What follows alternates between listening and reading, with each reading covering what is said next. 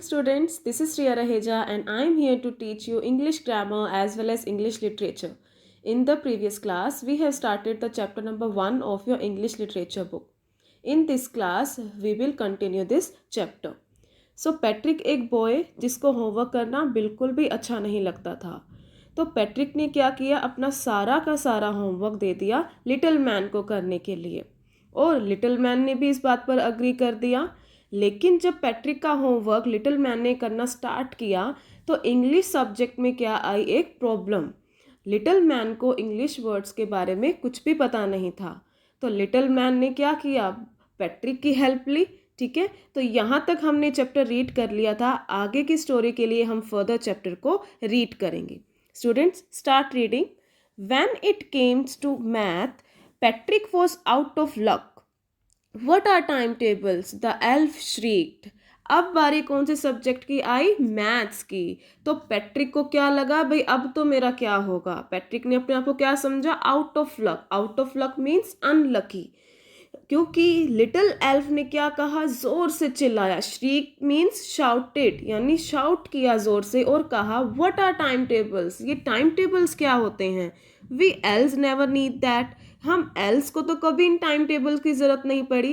Else is a plural form of elf. Next, and addition and subtraction and division and fractions. Little elf को maths और addition, subtraction, divisions और fractions के बारे में कुछ भी नहीं पता था। Here sit down beside me, you simply must guide me. तो लिटिल मैन ने जोर से चिल्लाकर कहा कि तुम मेरे साथ में या मेरे साइड में आकर बैठो और मुझे गाइड करते रहो कि मुझे क्या करना है। Elves know nothing of human history, to them it's a mystery. अब कौन से सब्जेक्ट की बारी आई, हिस्ट्री की। फर्स्ट सब्जेक्ट था इंग्लिश, सेकंड सब्जेक्ट का होमवर्क कौन सा था, मैथ्स का, एंड थर्ड किसका हो गया, history. So the little elf already a shouter just got louder. क्योंकि लिटिल एल्फ क्या था, पहले से ही ज़्यादा चिल्ला रहा था ना, लेकिन जैसे ही हिस्ट्री की बारी आई तो वो और भी ज़ोर से चिल्लाने लगा। Go to the library, I need books, more and more books, and you can help me read them too. और पैट्रिक को जोर से चिल्लाकर कहा कि लाइब्रेरी में जाओ, मुझे बुक्स चाहिए, बहुत सारी बुक्स चाहिए, तुम उन बुक्स को लेकर आओ और मेरे साथ मेरी जो इन हिस्ट्री के नोट्स को या हिस्ट्री को रीड करने में मेरी हेल्प करो। 7th point is, as a matter of fact, every day in every way the little elf was a nag. और डे बाय डे पैट्रिक के लिए जो लिटिल एल्फ था, वो जो एक्सट्रीमली स्मॉल साइज का मैन था, वो क्या बनता जा रहा था, nag. Nag means who troubles everyone, जो हर टाइम क्या करता रहता है, परेशान करता रहता है। तो पैट्रिक के लिए लिटिल मैन एक नैग बन चुका था। Patrick was working harder than ever and was it a drag. Patrick को क्या करना पड़ रहा था, सारा होमवर्क, यानी कि लिटिल मैन की हेल्प करने के लिए उसे बहुत ज़्यादा मेहनत करनी पड़ रही थी, बहुत सारा हार्डवर्क करना पड़ रहा था, और ये सब उसे क्या लग रहा था, बहुत ही अनइंटरेस्टिंग। ड्रैग मीन्स बहुत ही अनइंटरेस्टिंग लग रहा था। He was staying up nights, had never felt so very, was going to school with his eyes puffed and bleary. Patrick को लिटिल मैन की हेल्प करने के लिए रात रात भर जागकर क्या करना पड़ता था, हार्डवर्क करना पड़ता था।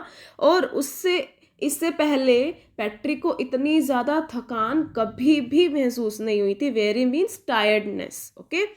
And was going to school with his eyes puffed. अब क्योंकि उसे रात भर जागना पड़ता था, तो जब वो स्कूल जा रहा होता था तो उसकी जो आईज थी वो कैसी हो जाती थी, पफी। पफी मीन्स मोटी मोटी हो जाती थी। एंड ब्लेरी मीन्स डल, बहुत ज़्यादा वो डल दिखने लगा, क्योंकि वो इतना सारा हार्डवर्क करके उसके बहुत ज़्यादा थकान फील होती थी। 8th point is, finally the last day of the school arrived and the elf was free to go. अब फाइनली लास्ट डे आ चुका था पैट्रिक के स्कूल का, और अब जब एल्फ था उसको अब कोई होमवर्क नहीं करना पड़ता, तो अब एल्फ क्या हो गया, फ्री हो गया था। As for homework there was no more, so he quietly and slightly slipped out the back door.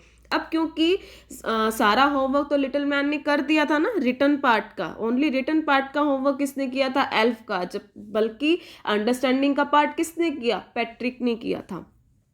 तो अब एल्फ के पार्ट क्या है कि एल्फ अब बिल्कुल फ्री हो गया था और वो उसने सोचा कि उसे अब चुपचाप क्वाइटली मतलब बिना कोई आवाज़ किए एंड स्लाइली मीन सीक्रेटिवली मतलब किसी को पता ना चले, उससे पहले उसने क्या सोचा कि मैं यहाँ बैक डोर से क्या करता हूँ, यहाँ से चला जाता हूँ कि अगर मुझे पैट्रिक ने देख लिया तो हो सकता है मुझे और कोई काम दे दे. Ninth point is Patrick got his A's and his classmates were amazed. His teachers smiled and were full of praise. Patrick को क्या मिला? ए ग्रेड मिला. उसके जो क्लासमेट्स थे, फ्रेंड्स थे, वो सब क्या हो गए? बहुत ज़्यादा अमेज्ड हो गए, हैरान हो गए कि पैट्रिक को कैसे ए ग्रेड मिल गया. उसके जो टीचर्स थे पैट्रिक के, वो खुश हुए पैट्रिक से और उसकी बहुत सारी प्रेज की. एंड हिज पेरेंट्स, और लेकिन दूसरी तरफ उनके पेरेंट्स का क्या रिएक्शन था? They wondered what had happened to Patrick. वो भी हैरान थे कि पैट्रिक जिसको होमवर्क करना बिल्कुल अच्छा नहीं लगता था, आज कैसे उसकी ए ग्रेड आ गया है.